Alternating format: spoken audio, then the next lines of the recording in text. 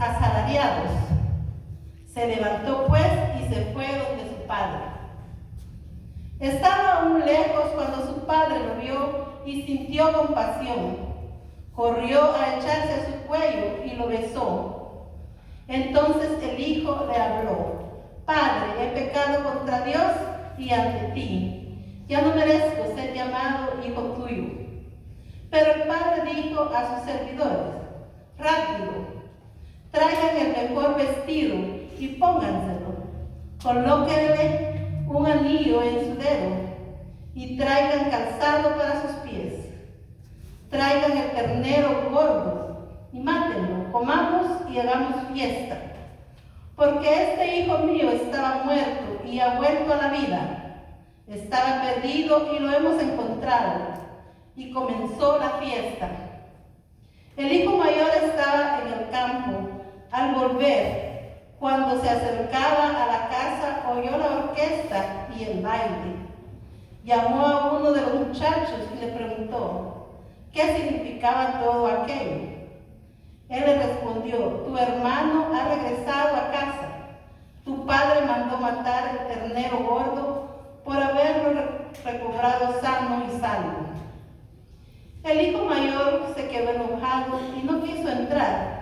Su padre salió a suplicarle, pero él contestó: hace tantos años que te sirvo sin haber desobedecido jamás ni una sola de tus órdenes, y a mí nunca me has dado un cabrito para hacer una fiesta con mis amigos. Pero ahora que vuelve ese hijo tuyo, que se ha gastado tu dinero con prostitutas, haces matar para él el ternero gordo. El padre le dijo: hijo, tú estás siempre conmigo y todo lo mío es tuyo. Pero había que hacer fiesta y alegrarse, puesto que tu hermano estaba muerto y ha vuelto a la vida, estaba perdido y ha sido encontrado. Palabra de Dios. Por favor, tomen asiento. Gracias por la reina. El capítulo 15 del Evangelio de San Lucas se puede titular como el capítulo de las parábolas de los perdidos. Este capítulo tiene 3 parábolas y habla de cosas perdidas. La oveja perdida, la moneda perdida y el hijo pródigo que también se perdió en el pecado. ¿Qué es una parábola? Es una historia que se cuenta para explicar una verdad, una realidad compleja a través del ejemplo cotidianos. Y como buen maestro, en el tiempo de Cristo, todos los buenos maestros usaban parábolas. Y Cristo también, que es el maestro por excelencia, va a usar parábolas para enseñarnos algo más profundo de quién es Dios y de qué es el reino de Dios. Jesús usa este método, la parábola, para enseñarnos, revelarnos verdades sobre el reino de Dios. ¿Y quién gobierna en el reino de Dios? El corazón de Dios. Es decir, que por las parábolas Jesús nos va enseñando algo más profundo de quién es el Dios verdadero. Porque toda religión tiene como base algo supremo que se llama Dios en español, God in English, y el pueblo de Israel que no dice el nombre Yahweh, por eso lo cambia por el Señor, porque el nombre de Dios para el pueblo de Israel es tan santo, tan puro, que no puede estar en la boca de un pecador como ellos, como usted y yo. Entonces, Jesús va a usar estas parábolas para enseñarnos algo más profundo, más real, más claro sobre el reino de Dios y recordar que el reino de Dios encontramos gobernado por el corazón de Dios. Es decir, nos vas a enseñar más y más cómo tiene que ser el corazón del cristiano. Ya hemos leído la parábola del hijo pródigo, y cuando tengan tiempo vayan y busquen. Hay 3 parábolas acá en el capítulo de Lucas 15. En esta parábola del hijo pródigo encontramos 3 personajes que son instruidos al principio de la parábola de una vez: un padre y 2 hijos. Jesús luego se enfoca en el hijo más joven, quien le pidió al padre su parte de la herencia. Sin protestar, oiga muy bien, el padre dividió su patrimonio y se lo dio, y le dio la parte al hijo menor. El padre ni siquiera preguntó. Le dio todo lo que le pertenecía a este hijo menor. Jesús luego se enfoca en el hijo más joven, quien le pidió al padre su parte de la herencia sin protestar. A su vez, el hijo menor reunió todo, lo que significa que liquidó todo y se fue. Aquí hay un punto muy importante que algunas veces yo he encontrado, y muchas veces, lo voy a ser honesto, muchos padres no aceptan. El hijo menor se fue a hacer su ¿qué? Su vida. Barbaridades. No se quedó en la casa. Alguna vez hay padres que permiten que sus hijos hagan barbaridades. Traigan novia a la casa, tengan sexo en la casa. ¿Qué hace el hijo menor? Se va a hacer sus barbaridades, a cometer sus pecados, no en la casa del padre. Entonces el hijo recoge todo, llama un Uber, un taxi y se fue. Hay uno que están despiertos, otro no. Están durmiendo, dale café a eso. Y se va. Es decir, para nosotros el impacto de la acción del hijo menor tal vez no causa tanto, podríamos decir, escalofrío, porque tal vez no entendemos muy bien la cultura judaica en el contexto que Jesús, en el tiempo que Jesús da esta parábola.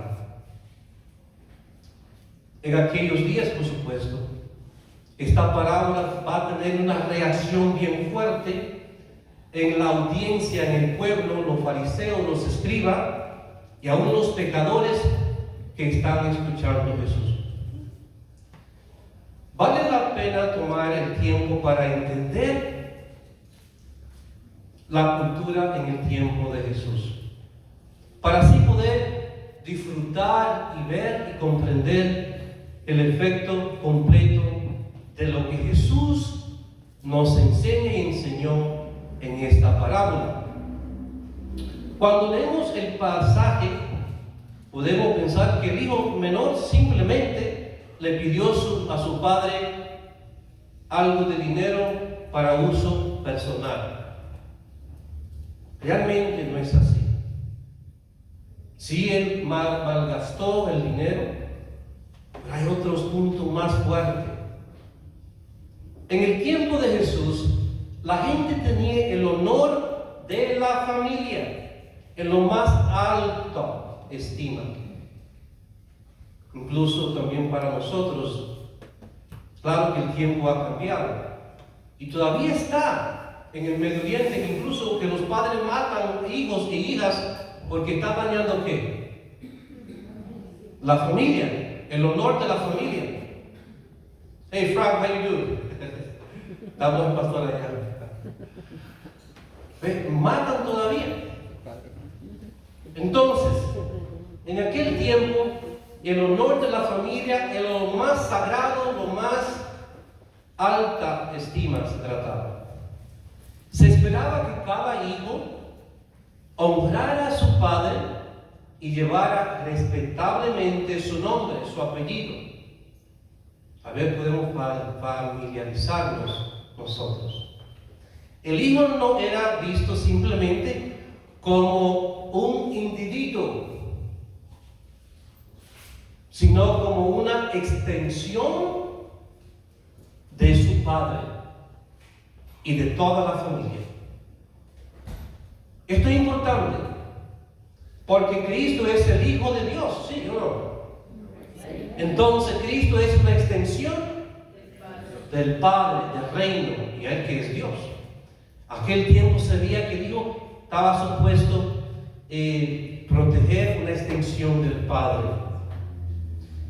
En cierto sentido, el honor de la familia, voy un poquito rápido para no, descansaba sobre los hombros del hijo, una gran responsabilidad. Tenía la obligación de continuar respetablemente el legado familiar.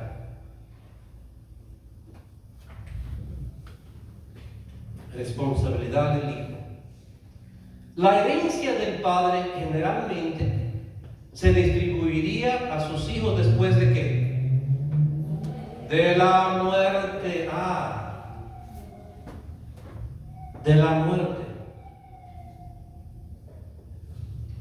Y hay casos que también lo hacían antes, pero normalmente, imagínese usted que usted vaya su hija, su hijo, dame la herencia.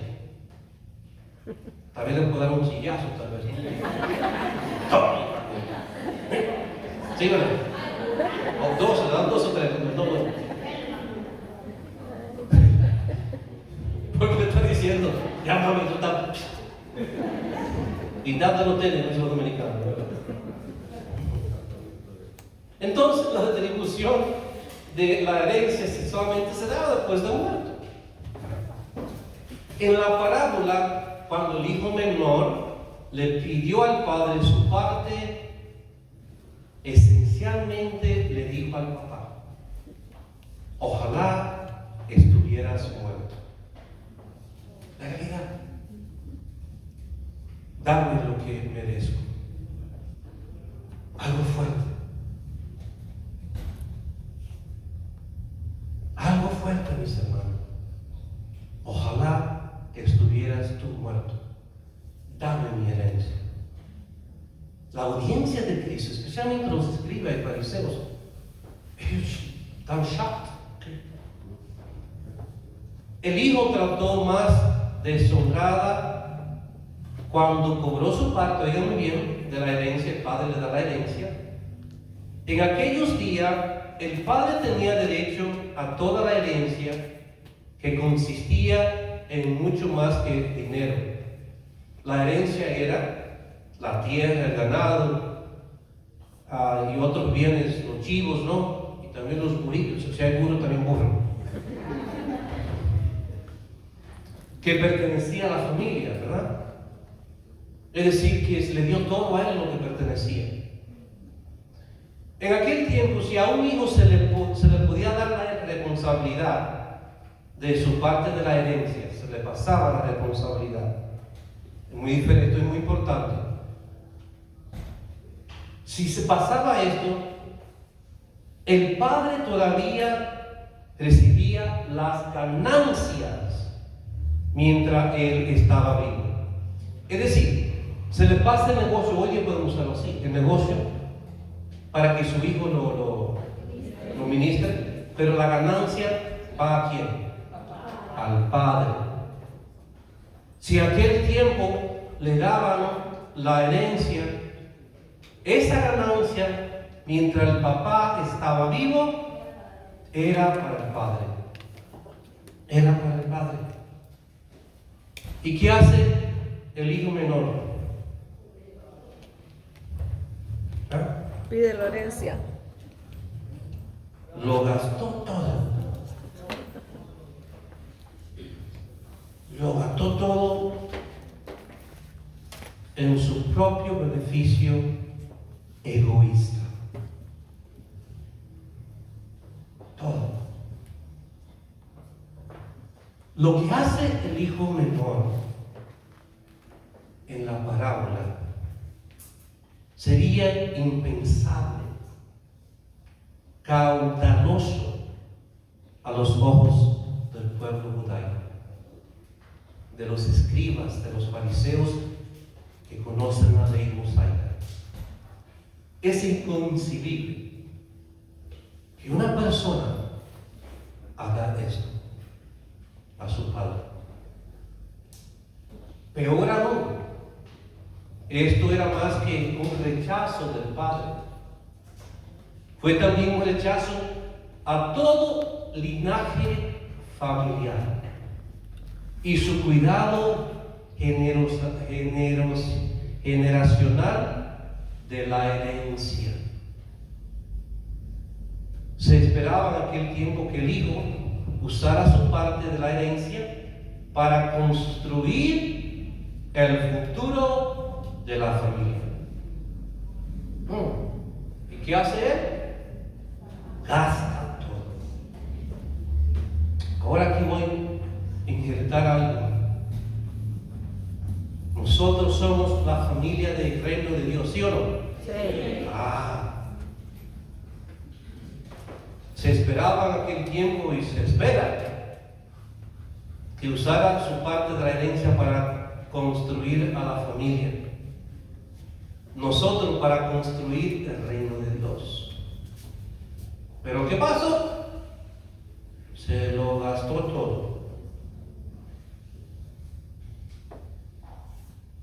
Tal deshonra habría enfurecido a la audiencia de Jesús, a lo que están escuchando esta parábola, y habría sido una gran violación del tercer mandamiento. Éxodo 20:12: respetar a tu padre y a tu madre para que se prolongue tu vida sobre la tierra que Yahvé tu Dios te da. Es decir, el hijo ha roto totalmente en pedacito el tercer mandamiento. O Éxodo 20:12. Después de que el hijo recibió su dinero, se fue a un país extranjero. Okay. Vamos a decir, se fue a Cancún, a Punta Cana, no sé. Y usó su dinero para una vida pecaminosa y autocomplacencia. Se complacía a sí mismo. El pecado es un acto de complacerte a ti mismo. Cuando yo peco no pienso en los demás, en mi egoísmo. Y por eso tiene tantas consecuencias destructivas, no solamente personal, familiar, en la iglesia y más luego en el mundo entero. El dinero se acabó después que se acabó todo, y ya después se acabó todo, ya se acabó. Se acabó y vino una gran hambre, como dice, en este país extranjero. Aquí podemos ver el país extranjero. Cuando usted y yo nos salimos de la gracia de Dios, ¿vieron? Estamos caminando en un terreno extranjero. Y muchas veces no lo saben. Cuando estamos en un país extranjero no lo conocemos, ¿sí o no? Sí, las frases que se usan aquí. Y cuando nosotros entramos en pecado, no conocemos la consecuencia destructiva que el pecado te va a traer.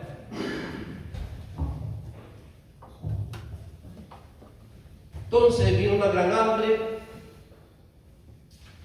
pues en un intenso desesperación para sobrevivir, el hijo ofreció su servicio a uno de los ciudadanos que le encargó alimentar a los cerdos.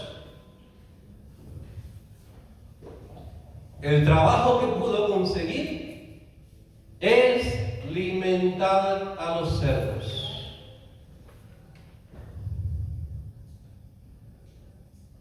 Esto sería otro shock para los fariseos y los maestros de la ley. ¿Por qué? Porque los judíos no comían cerdo, porque los cerdos eran declarados impuros según la ley mosaica. Deuteronomio 14:8.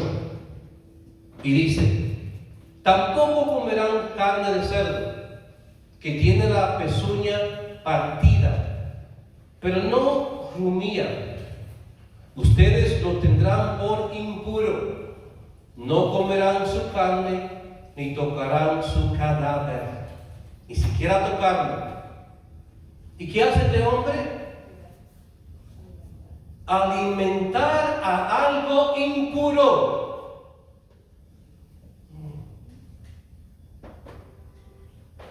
¿Cuántas personas van a los grupos y dan dinero a los grupos?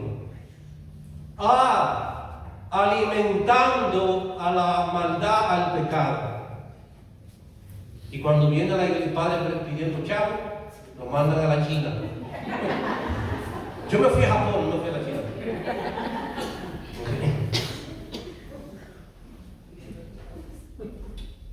Incluso, esto ha sido un shock para la audiencia de Cristo. ¿Cómo es imposible que esté alimentando? Pero la verdad es esta: cuando estamos en el pecado, estamos alimentando el reino de Satanás. Es la realidad, aunque lo vea o no. Estamos alimentando la impureza. Pero ¿qué pasa? El único trabajo del hombre para sobrevivir se fue allá. Pero esto es un shock tremendo que está causando a la audiencia de Jesús.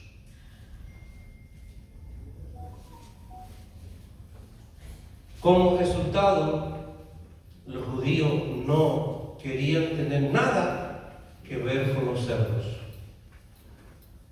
Nada. Ustedes ahorita me lo vamos a sacar, pero ustedes más luego van a ver acuérdense de la multitud, legión de espíritu, del hombre que estaba en el cementerio, que mató más de 10,000 cerdos. El endemoniado de Geraxa. Sí. Y la otra es: ¿por qué comemos cerdos? Si son impuros. ¿Sabe por qué yo como cerdo? ¿Sabe por qué?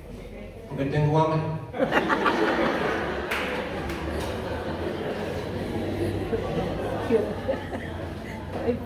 ¿No como carne? Vale. Muy bien. Yo no estaba correcto. Hay otra cosa que ocurre en los Hechos de los Apóstoles: la visión de Pedro. ¿Se acuerdan lo que dice la visión? Le puso todos los animales del mundo. No le dijo que mata y come. No llames impuro lo que yo he creado. ¿Y qué le dice Pedro? No comeré. ¿Por qué no va a comer? Porque no iba a comer porque le iban a traer el restaurante. Pusa.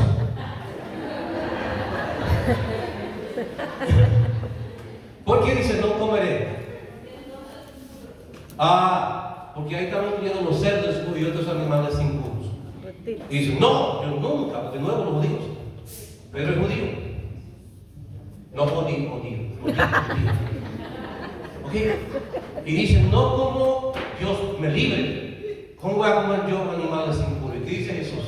No llames impuro lo que yo he creado. No llamen impuro lo que yo he purificado con la muerte de la sangre del Cordero. Amén.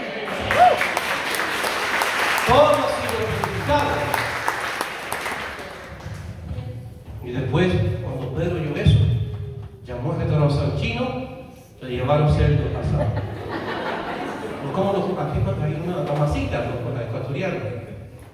Masita frita de cerdo. ¿No la conmigo? Ah, no está bien. Está bien, tranquila.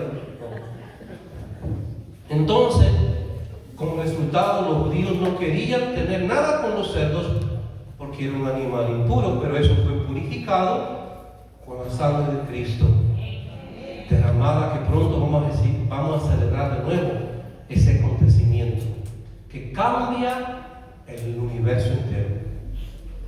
Mientras alimentaba a los cerdos, el hijo deseaba comer de su alimento porque nadie le daba nada. Wow. Mire, esto para los judíos, creo que después de esta parábola, fueron y se tomaron un Tylenol. Porque es que la imagen, si sabemos el contexto, es que es totalmente contrario. Que ni siquiera de lo que ellos no tocan, de lo que come esto, de la basura, no pueden ellos comer de eso. Y nadie le daba nada. Esto es importante porque en el reino del pecado, Satanás no te da, te vas a quitar. Ahorita no sé si es un refrán, pero no sé si lo he escuchado. Satanás siempre te la cobra, ¿sí o no? Sí. Ese son de verdad. Tarde o temprano Satanás te la cobra. Yo lo he visto esto muchas veces. Padre, hace 15 años que yo fui a un santero. Y los efectos después de 15 años están presentes. Y solamente surge cuando hay la oración. Mucha gente no entiende esto. No entienden esto. Pero Dios es misericordioso. Entonces, en este punto, a los ojos de un judío, de los fariseos y los escribas, el hijo se habría convertido en el ser humano más contaminado que pudiera imaginarse la mente humana. Contaminado totalmente. Papá, tú estás muerto. Gasta todo. Va bajando, ¿verdad? Va a darle comida a los cerdos y ni siquiera puede comer de esa comida. No sé si ven la cronología. Entre más peca, más sigue bajando el poder del pecado hacia nosotros. Por eso puede escuchar a un sacerdote algo que hizo una desgracia así: el pecado te va a bajar. Y escuchamos tantas barbaridades de un papá, una mamá, un maestro, un sacerdote. Es el pecado. Te va bajando más y más. Entonces, este es el ser más contaminado que pueda imaginarse para los judíos. Destruyó completamente su relación con Dios. Destruyó completamente su relación con el pueblo y con su familia. Para el pueblo judaico, los escribas que conocen la ley, para este joven, para esta persona, no había esperanza de redención en las mentes de los fariseos y de los escribas. No sé si ustedes han experimentado lo que sea o han visto. Esa persona no tiene perdón de Dios. Ha hecho cosas tan malas, tan feas, tan destructivas. Y no, mándalo directamente al infierno. Esta es la situación de este hombre que era hijo de un padre rico. Y ahora no tiene nada. No sé si ustedes han escuchado la historia de la última cena de Da Vinci, el famoso pintor. Ahorita, realmente, Da Vinci fue un pintor italiano. Él hizo la última cena, pintó la última cena. Y trajo a los 11 apóstoles y a Cristo. Y él quería depictar poner la imagen del discípulo amado, la más dulce de todo. Consiguió todo esto. Entonces tenía problemas de conseguir una imagen, conocer un hombre que podía dictar, enseñar la personalidad de Judas, el traicionero. Y duró un par de tiempo buscando, no lo encontró. Y después finalmente encontró uno y lo llevó a su estudio y comenzó a pintar la figura de Judas Iscariote, que traicionó a Cristo. Cuando él le dice, está pintándole, y le dice, y esa imagen del discípulo amado de Juan tan bella, ¿quién es? Yo la encontré, dice. Era yo. Y dice, esa persona que ahora está representando a Judas Iscariote, y él le dice, ese era yo.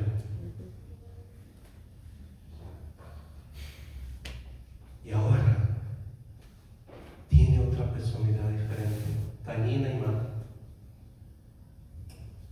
traicionera. Judas no. El pecado te cambia. El pecado te cambia. Voy a decir una frase bien fuerte, pero en el punto sí y tal. El pecado no hace monstruo a nosotros, no importa quién sea. Entonces,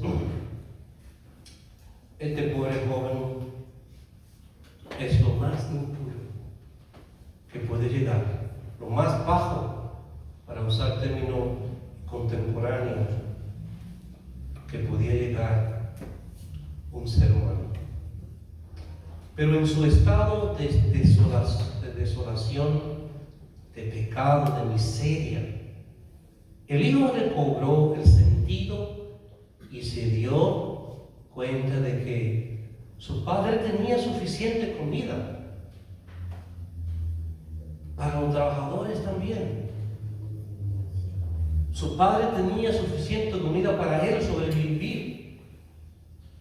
¿Y qué hacer? Él salió de regreso a casa con el plan de pedir a su padre que lo contratara como sirviente, pensando que ya no tenía derecho de ser reconocido como hijo debido a su maldad, rebeldía, pecados. Y esto es regreso al Padre. Yo sé que no soy digno, ya no soy hijo de Él. Pues lo traté, ya te moriste. Voy a regresar y voy a pedirle que me trate como un serviente. Pero ¿qué pasa? Él sabe, cuando el padre vio al hijo, sintió compasión e hizo lo impensable. ¿Qué hizo el padre? Sale corriendo a abrazarlo. Recibió al hijo con alegría y celebración. Él corrió a abrazar a este hijo mientras el hijo estaba lejos. Vamos ahora a la cultura. En esa cultura, la gente consideraba indignamente a los hombres mayores que corrieran. Más aún indignamente, que no se escuchaba, de que un hijo tratara a un padre como trata en la parábola parábola, saliera corriendo a abrazarlo. El hijo tendría que venir, reconocer, y pasa hoy día. ¿Ve? No se hacía esto, que el padre saliera corriendo a abrazar al hijo. Pero en la parábola Jesús nos dice lo contrario, lo opuesto. Es decir, que el padre se va contra la norma cultural, no respeta la norma cultural. Lo que le importa al padre es que el hijo ha regresado. Y al verlo no comienza a juzgarlo hijo malvado.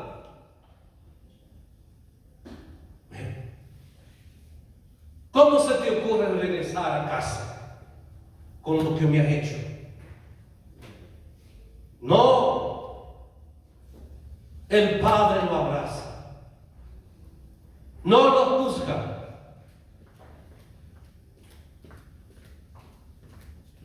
Y lo recibe, no como un ser viviente, sino como es su hijo.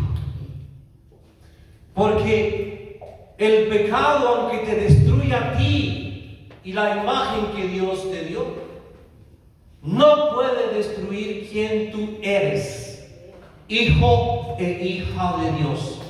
Y si no vamos al infierno, yo seré un sacerdote condenado, un cristiano condenado, porque el pecado nos destruye. ¿Quién somos nosotros? Hijo de Dios, imagen del Papá Dios. ¿Qué hace el Padre otra cosa? Besa, abraza a su hijo. Y acuérdense, ¿quién es ese Padre? Es Dios. Ese Padre que usa Él es Dios.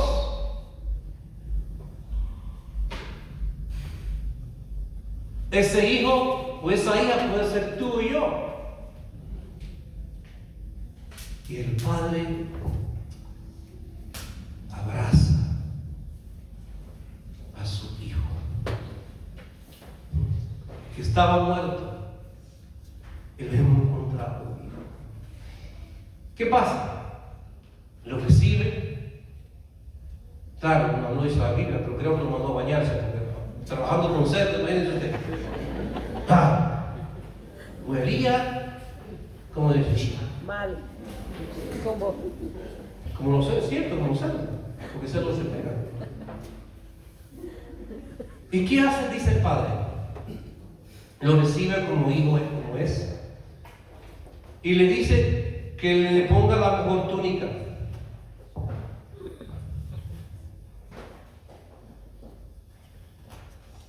Le da la túnica,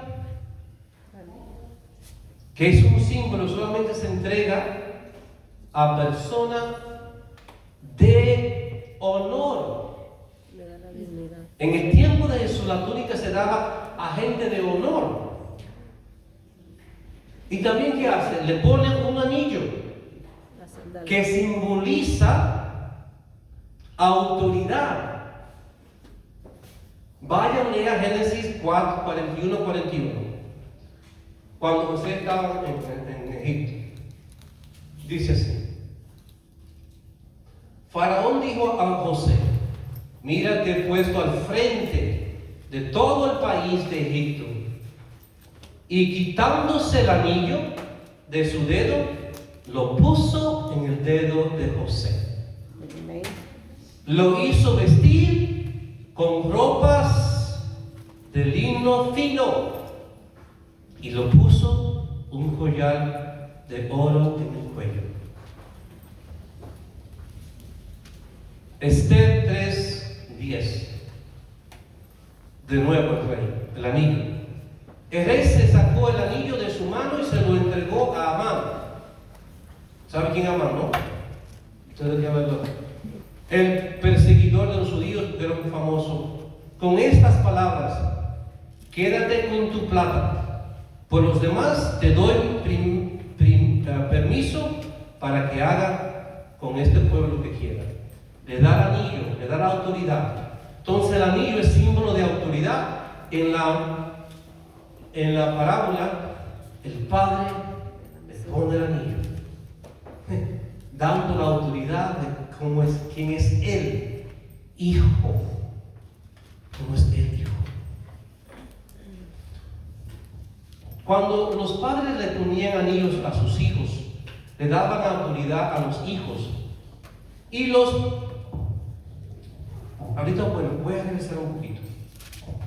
Que aquí, bueno, sacramento de la confesión. Que algunas veces no buscamos, pero en el sacramento de la confesión, regresamos a la casa de Dios. Amén. Regresamos al estado espiritual de quién somos, hijos e hijas de Dios. Cuando los padres en aquel tiempo ponían anillos a sus hijos, le daban autoridad a los hijos. Y el anillo significaba que el hijo menor había sido restaurado a su lugar en la familia. Restaurado de nuevo. Restaurado de nuevo. Ya no es un servidor.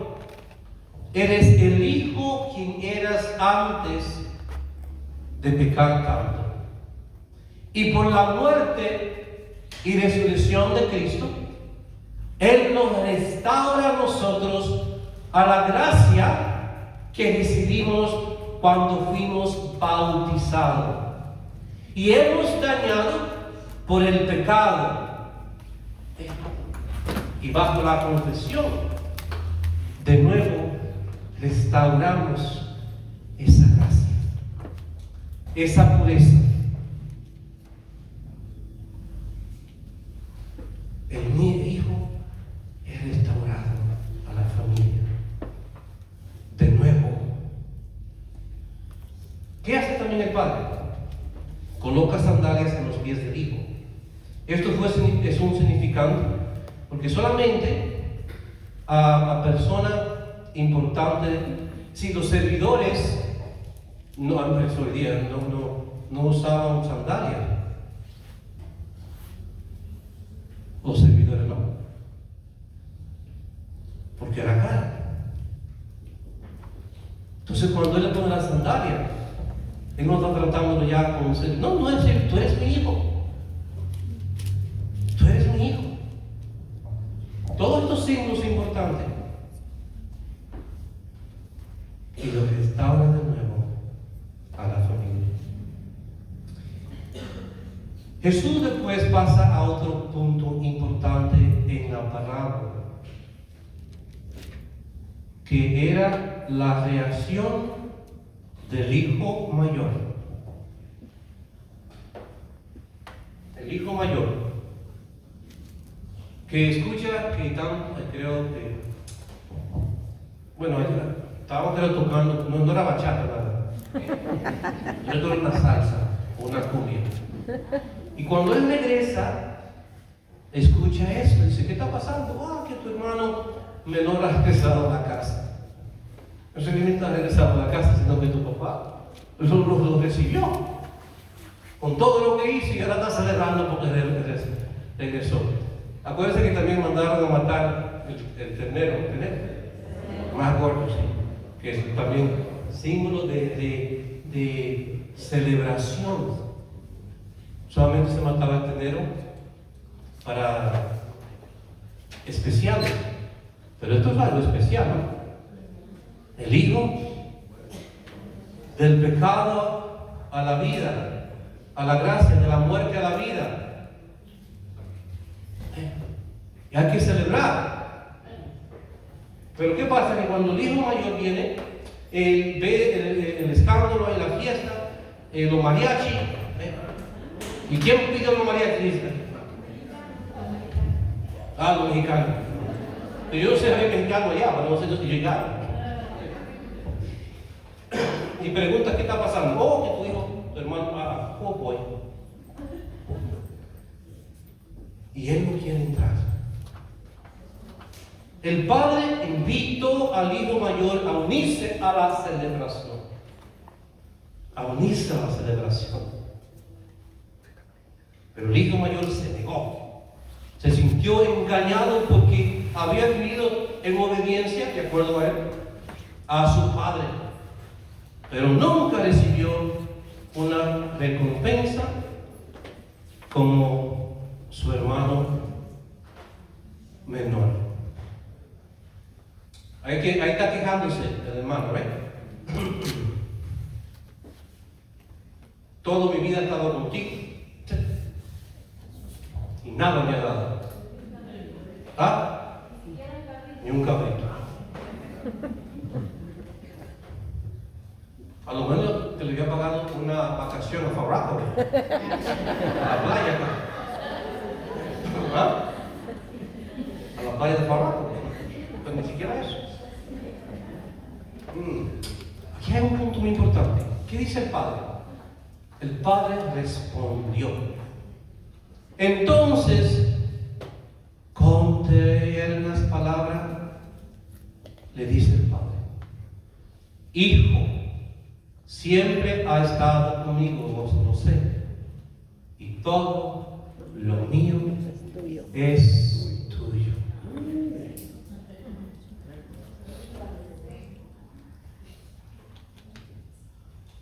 Todo lo mío es tuyo. Es decir, que el hijo mayor no conocía al padre. Estaba en la casa. Es decir, que el hijo mayor siempre estaba ahí sirviendo, pero no conocía, no tenía una relación profunda con el padre. Y esto yo lo uso a veces, cuando muchas personas que aún vienen a la iglesia todos los domingos y se van a los santeros, a los espiritistas, a los brujos, a una limpieza, no conocen al Padre, no conocen a Dios. No es Dios que la iglesia proclama.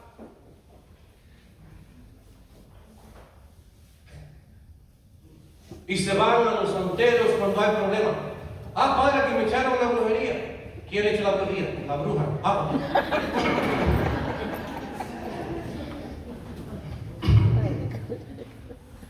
No, padre, que mi hijo estaba enfermo, lo fui para que dieran la limpieza.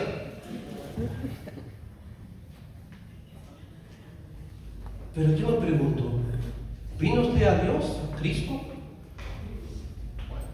Sí, yo creo en Cristo. Él servía, no lo conocía.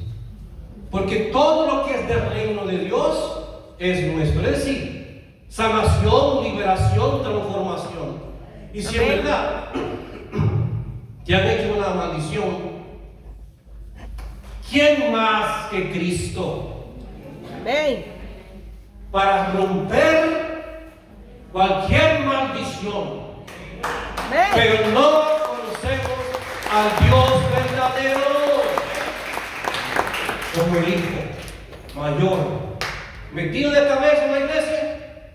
Como decía una viejita, metido de cabeza en la iglesia el domingo y después con el diablo el lunes. Metido de cabeza en la iglesia el domingo y después metido de cabeza con el diablo el lunes.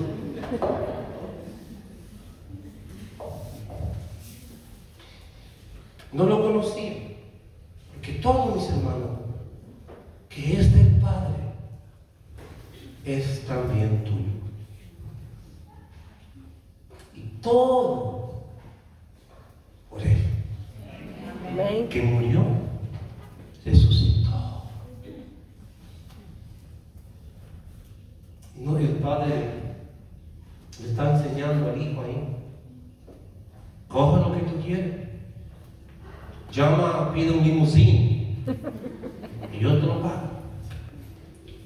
Pero él no lo conocía. Mira, mis hermanos, una vez yo mismo pido a la gracia de conocer más y más el corazón de Papá Dios. Amén. El Padre es Dios aquí. Los dos hijos son tú y yo. Amén. Muchos pecamos y otros creemos que somos santos. Y creemos, ve, y cuando alguien viene a la iglesia y se convierta, ay, mira a ese o a esa. Pero yo la conocía, es una desgraciada. Eso como dicen los españoles, ¿verdad? ¿Ve? Pues desgraciado.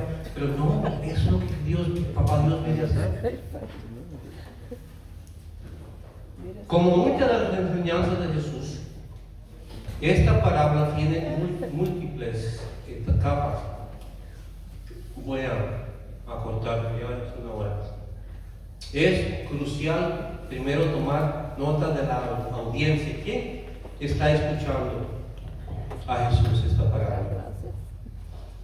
La audiencia de Jesús es una mezcla de marginados sociales, de muchos pecadores y también de aquellos, los fariseos y los escribas, los maestros de la ley que se creen allá arriba, los santos.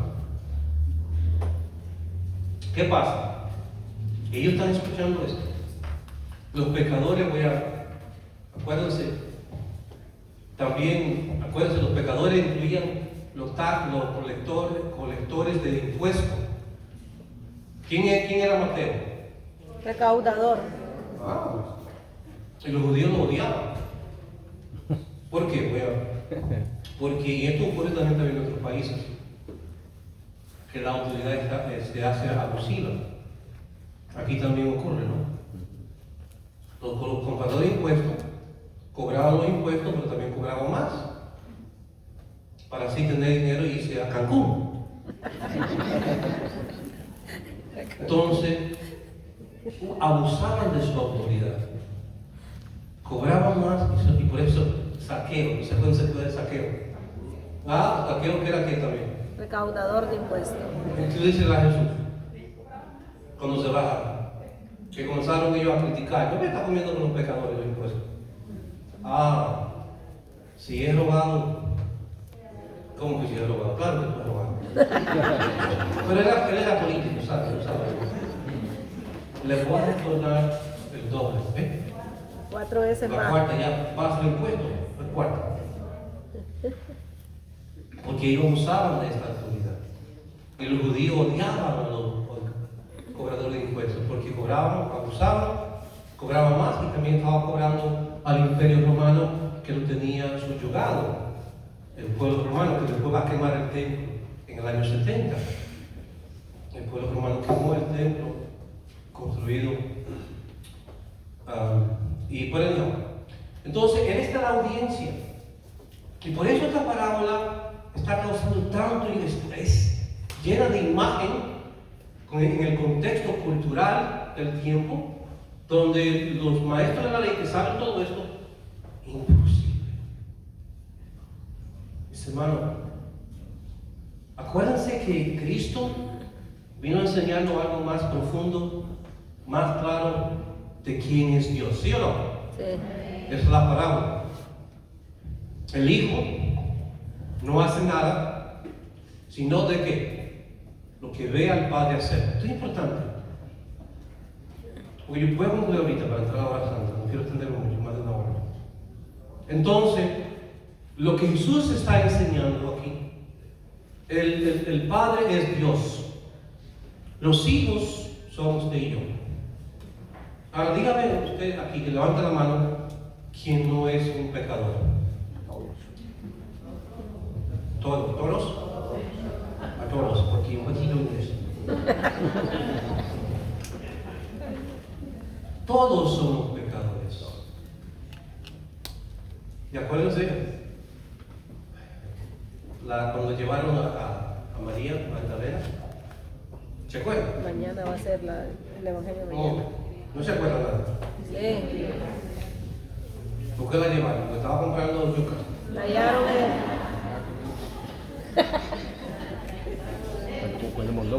estaban en adulterio. ¿Y dónde está el hombre?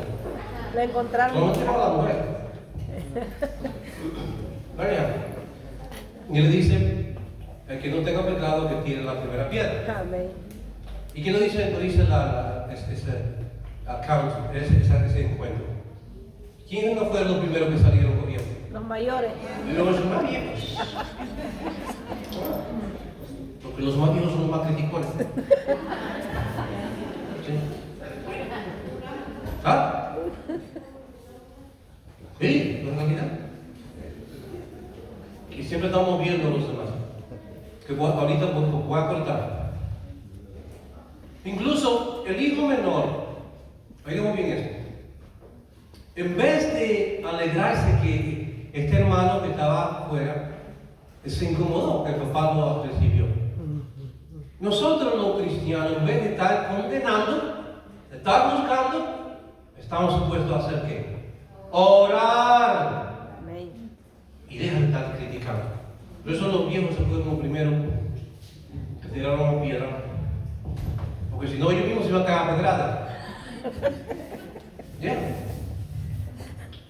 Entonces, el Padre es Dios.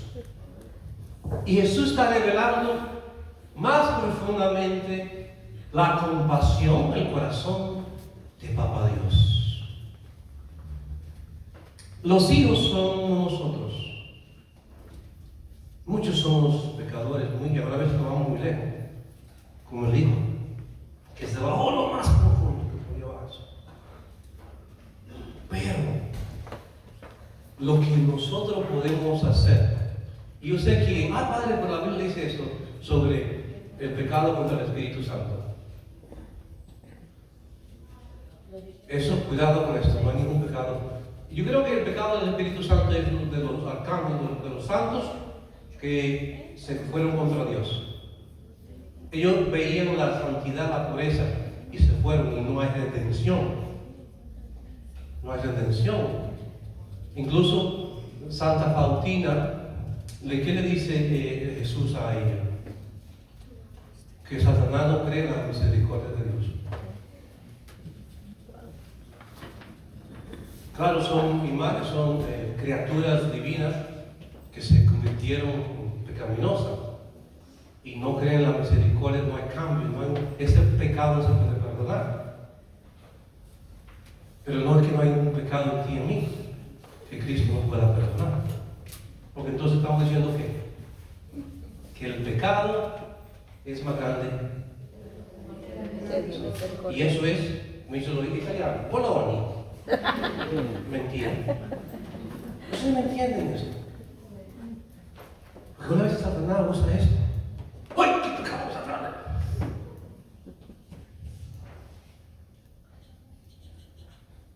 No, el Padre, esa es la parábola. El Padre al ver al Hijo no lo busca, lo abraza con ternura. ¿Ah? A su encuentro. Eso es lo que hace Dios con usted y yo. Eso es lo que hace Jesús con usted y yo. Pero sí hay algo importante que el Hijo menor hizo. Me reconoció. Tengo que regresar a casa. Tengo que regresar a Cristo. Tengo que regresar a Dios. Reconocer mis pecados y pedir perdón. Y si hacemos esto, el Padre te va a perdonar.